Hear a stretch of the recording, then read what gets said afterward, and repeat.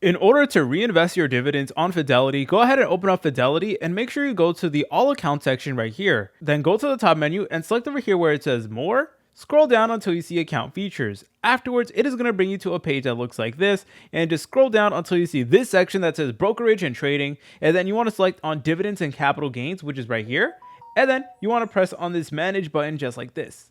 Now, it is going to go ahead and open up all your different accounts and stuff like that. So you're able to sort and pick what account you want to work with. But anyways, you just want to go to your account over here, and then it is going to list off all of your different assets and stuff like that. So a lot of times it's going to be pay to cash by default. So what you want to do is you want to make sure that reinvest in security is selected. And then here's some mutual funds we have. So as you're going to tell, at the moment, we currently have it to reinvest, but you can go ahead and change it. And same thing with capital gains. Don't forget about capital gains as well. You're able to go ahead and set to reinvest. You guys could also go ahead and filter as well if you want to make things a little bit easier, especially if you have like a lot of different assets and stuff like that. You can also group by symbol as well. But from there, you should be good to go. And this will basically allow you to reinvest your dividends back into your assets. If you found this video helpful, make sure to leave a like and subscribe. I'll see you in the next tutorial.